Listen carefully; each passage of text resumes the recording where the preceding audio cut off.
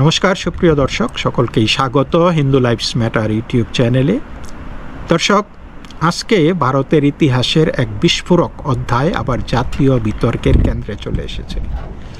মধ্যপ্রদেশের ধার শহরে প্রায় 1000 বছরের পুরানো কামাল মাওলানার দরগা এবং মসজিদ নিয়ে দীর্ঘ মামলা মোকদ্দমা চলছিল।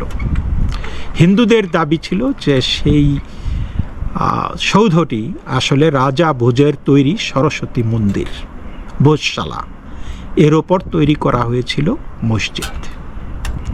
শুক্রবার এই মামলার রায় দিয়েছে মধ্যপ্রদেশ হাইকোর্টের বিচারপতি বিজয় কুমার শুক্লা এবং বিচারপতি অলোক অবস্থির বেঞ্চ। মুসলিম পক্ষের মামলাকারীদের অন্য স্থানে তাদের নামাজ বা উপাসনার পরামর্শ দেওয়া হয়েছে। উপাসনার জন্য রাজ্য সরকারের কাছে ভিন্ন স্থান চেয়ে নিতে মুসলিম পক্ষের কাছে আবেদন জানিয়েছেন বিচারপতিরা। সরকারি নিয়ম অনুযায়ী প্রতি মঙ্গলবার হিন্দুদের পূজা দিতে দেওয়া হতো সেই ভোজশালায়, মুসলিমদের শুক্রবারে নামাজ পড়তে দেওয়া হতো। সপ্তাহের অন্যান্য দিন যে কেউ সেইখানে প্রবেশ করতে পারত, তবে সেই দিনগুলিতে কাউকে পূজা দিতে বা নামাজ পড়তে দেওয়া হতো না সেই সৌধে। হাইকোর্টের নির্দেশেই ভারতীয় পুরাতত্ত্ব সর্বেক্ষণ বা আর্কিওলজিক্যাল সার্ভে অফ ইন্ডিয়া বা ASI এই বিতর্কিত অংশে বৈজ্ঞানিক সমীক্ষা চালিয়েছিল, কার্বন টেস্ট করেছিল। তো শুক্রবার আদালত জানিয়েছে বিভিন্ন তথ্য প্রমাণ বিশ্লেষণ করে দেখা গিয়েছে এই স্থানে হিন্দু উপাসনার ধারাবাহিকতা কখনো বিলুপ্ত হয়নি। ঐতিহাসিক সাহিত্য বা আর্কিওলজিক্যাল সার্ভের যে রিপোর্ট সেটা প্রমাণ করে যে বিতর্কিত এলাকায় রাজা ভোজের সংস্কৃত শিক্ষা কেন্দ্র ছিল, তাই এই অংশটিকে মন্দির হিসাবে ঘোষণা করা হচ্ছে। এটা নিয়ে দীর্ঘদিন মামলা ছিল, আপনারা শুনেছেন। বিচারপতিরা জানিয়েছেন ভোজশালার ওই অংশের সংরক্ষণ এবং সুরক্ষার তত্ত্বাবধান করবে আর্কিওলজিক্যাল সার্ভে অফ ইন্ডিয়া।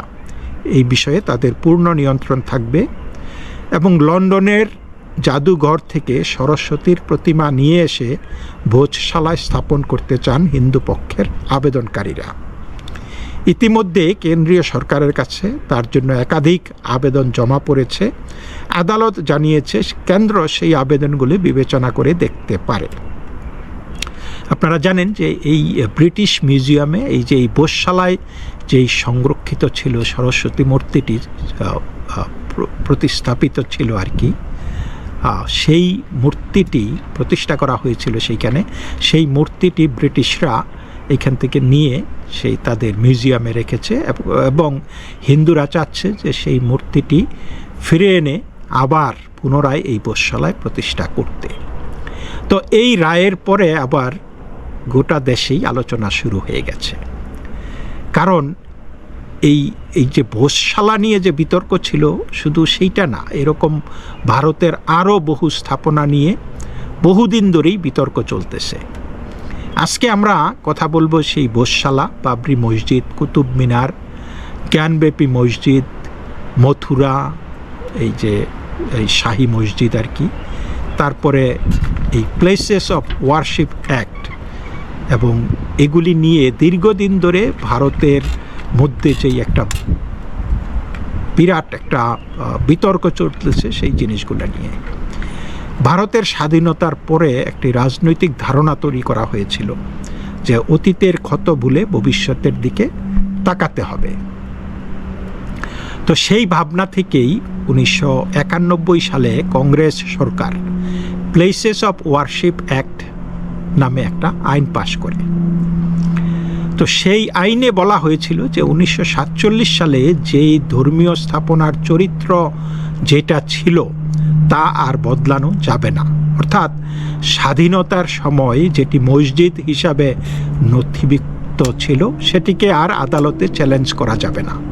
ভাবতে পারেন এমন একটি নির্দেশনা দেওয়া, যে ইতিহাসের অন্যায়কেও চ্যালেঞ্জ করে আপনি আদালতে সুবিচার চাইতে পারবেন না, প্রতিকার চাইতে পারবেন না। যে 1947 সালে যেটা মসজিদ ছিল সেটা মসজিদ থাকবে, 1947 সালে যেটা মন্দির ছিল সেটা মন্দির থাকবে, এইগুলি নিয়ে আদালতে কোনো চ্যালেঞ্জ করা যাবে না। এটা কি হয় কখনো? Indemnity is a very very dark একটা ম্যাটার, কিন্তু কংগ্রেস সরকার সেটা হিন্দুদের ওপর চাপিয়ে দিয়েছিল।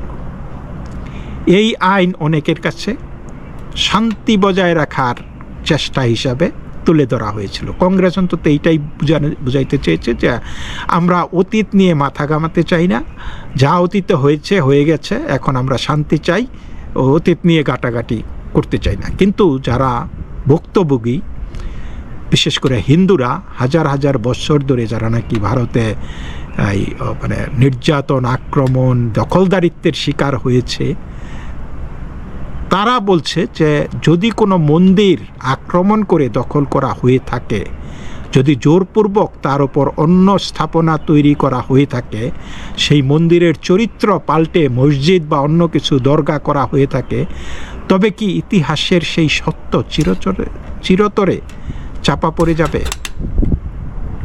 ভোজশালার রায় সেই প্রশ্নটাকেই নতুন করে জাগিয়ে তুলেছে। ইতিহাসে আমরা দেখি মধ্যযুগে বহু ইসলামী আক্রমণকারী ভারতীয় মন্দির ভেঙে তার উপরে মসজিদ বা অন্যান্য স্থাপনা নির্মাণ করেছিল। সোমনাথ মন্দির কতবার আক্রমণ হয়েছে চিন্তা করতে পারবেন? এগুলি তো ঐতিহাসিক বিষয়, এবং যারা আক্রমণ করেছে তাদের নিজেদের লেখা ইতিহাসেও এগুলো উল্লেখ আছে। তারপরে নানান ইতিহাসবিদ বিভিন্ন সময়ে বিভিন্ন ডকুমেন্টারি পাবলিশ করেছেন, আমরা শিলালিপি দেখেছি, আমরা প্রত্নতাত্ত্বিক তথ্য দেখেছি, এবং এইগুলি নিয়ে মানুষের মনে নানান রকমের প্রশ্নের উদ্রেক হয়েছে। আর এই বিতর্কের কেন্দ্রে সবচাইতে বড় নামটি যেটি, নিঃসন্দেহে অযোধ্যার রাম জন্মভূমি বাবরি মসজিদ মামলা। দশকের পর দশক ধরে চলা এই বিরোধ শেষ পর্যন্ত ভারতের সুপ্রিম কোর্ট পর্যন্ত পৌঁছায়। হিন্দুদের দাবি ছিল সেই স্থানে প্রাচীন রাম মন্দির ছিল, যার ওপরে বাবরি মসজিদ নির্মিত হয়েছিল। অন্যদিকে মুসলিম পক্ষ সেই দাবিকে চ্যালেঞ্জ করেছিল।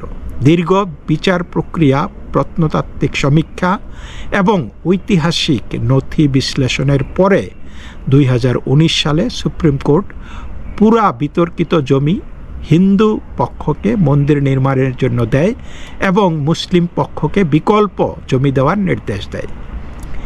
এই রায়ের পরে ভারতের বহু মানুষ মনে করতে শুরু করেন দেশে আরও ঐতিহাসিক ধর্মীয় স্থাপনা নতুন করে আইনি ও ঐতিহাসিক আলোচনার কেন্দ্রে আসতে পারে, সেগুলির একটা সুরাহা প্রয়োজন। আর সেই কারণেই আজকে ভোজশালা, জ্ঞানবাপী, মথুরা এসব প্রশ্ন আবার নতুন গুরুত্ব পাচ্ছে। কুতুব মিনার কমপ্লেক্সে যদি আপনারা যান, দেখবেন বহু জায়গায় হিন্দু ও জৈন দেবদেবীর খোদাই করা মূর্তি রয়েছে, বা নানান স্তম্ভের নকশা, পদ্মফুল, ঘণ্টা, অলঙ্করণ, এগুলি কিন্তু ইসলামের স্থাপত্যের বৈশিষ্ট্য নয়। অনেক ইতিহাসবিদ বলেন আশেপাশের ধ্বংসপ্রাপ্ত মন্দিরের উপাদান ব্যবহার করে এই স্থাপনা নির্মাণ করা হয়েছিল, যেগুলি মুসলমানরা বলতে ভালোবাসে আর কি, যে তারা তাদের দাবিটা টিকিয়ে রাখতে বলে যে এগুলি ওই যে ধ্বংসপ্রাপ্ত পিলার, এগুলি আমরা ব্যবহার করেছি। কিন্তু অনেকেই আবার সরাসরি বলছেন যে মন্দিরের ওপরই, প্রকৃত মন্দিরের ওপরই এসব নির্মাণ করা হয়েছে, মন্দির দখল করে এগুলা করা হয়েছে। কারণ ইসলাম টোটালি হিন্দু ধর্মের সাথে সাংঘর্ষিক, তারা কখনোই হিন্দু ধর্মের কোনো কিছু গ্রহণ করে না। সুতরাং এই যে ধ্বংসপ্রাপ্ত মন্দিরের পিলার ব্যবহার করে তারা তাদের বিভিন্ন মসজিদে বা স্থাপনায় স্তম্ভে, স্মৃতিস্তম্ভে মানে ব্যবহার করেছেন, এটা ধোপে টিকে না। তারা বরং হিন্দু যেই চিহ্ন সেগুলি মুছে ফেলার জন্যই সদা সচেষ্ট। সুতরাং এটাকে সংরক্ষণ করে তাদের এক জায়গায় নিয়ে আবার নতুন করে গড়া, এটা তাদের মানসিকতার সাথে যায় না। একইভাবে কাশীর জ্ঞানব্যাপী মসজিদ ঘিরেও বিতর্ক আছে। বহু মানুষ দাবি করেন সেখানে আজও স্পষ্ট হিন্দু স্থাপত্যের চিহ্ন দেখা যায়। সেখানে স্তম্ভ, ভাঙ্গা মূর্তি, অলঙ্করণ রয়েছে। তারপরে মথুরার শাহী ঈদগাহ নিয়েও একই বিতর্ক, এবং সেটি শ্রীকৃষ্ণ জন্মভূমির পাশেই অবস্থিত। ভাবতে পারেন যে আমি মথুরাতে গিয়েছি, দেখেছি যে যেই শ্রীকৃষ্ণের জন্মভূমির পাশে একদম লাগোয়া, গা ঘেঁষে রয়েছে শাহী ঈদগাহ মসজিদ। আপনারা কি কল্পনা করতে পারেন কোনো মসজিদের পাশে কাউকে মন্দির নির্মাণ করতে দেওয়া? এবং যদি সেই মন্দিরটা, মথুরার মন্দিরটা যদি পরে তৈরি করা হয়ে থাকে, সেটার ইতিহাস আমরা জানতাম। এবং ইসলামের বহু আগে থেকে কিন্তু এই হিন্দুদের ইতিহাস এবং শ্রীকৃষ্ণের ইতিহাস। সুতরাং মথুরার মন্দিরটা যে আগে হয়েছে এবং সেটার গা ঘেঁষে বা সেটা দখল করেই যে, জমি দখল করেই যে মসজিদটা হয়েছে, এই ব্যাপারে কোনো সন্দেহ নাই, এইটাই ইতিহাস। তো প্রশ্ন উঠছে, যদি এগুলি সম্পূর্ণ মৌলিক ইসলামী স্থাপনা হতো, তবে সেখানে এত হিন্দু প্রতীক কেন? কেন পদ্ম, ঘণ্টা, দেবমূর্তির ভগ্নাংশ, সংস্কৃত খোদাই, মন্দির সদৃশ্য স্তম্ভ দেখা যায়? এই যে সরস্বতীর মন্দির বা বোধশালায় এখনও সরস্বতী মন্ত্র খোদাই করা আছে।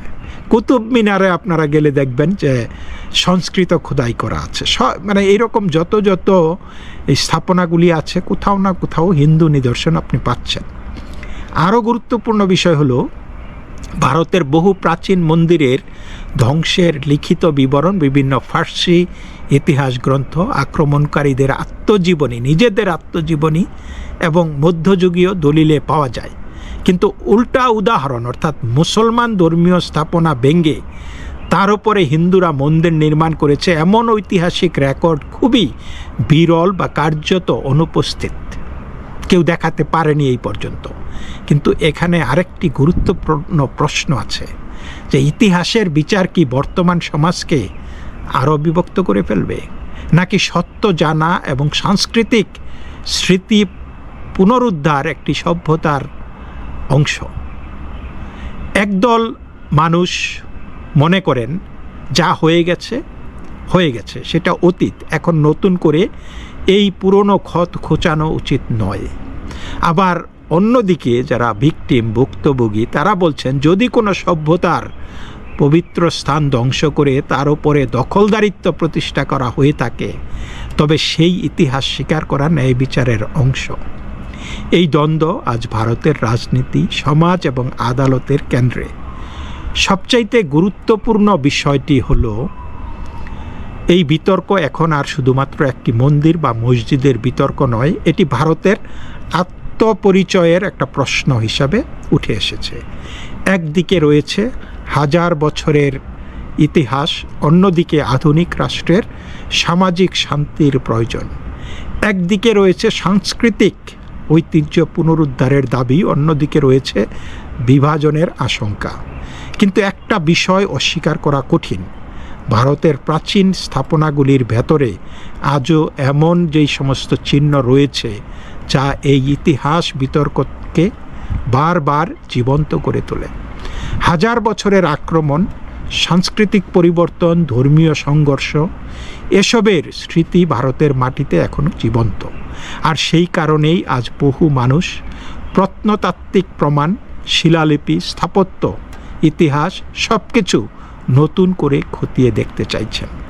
আর সেই কারণেই বোধশালার রায় আজ শুধুমাত্র মধ্যপ্রদেশের একটি খবর নয়, এটি ভারতের সাংস্কৃতিক ও ঐতিহাসিক চেতনার একটা বিস্ফোরক নতুন অধ্যায়।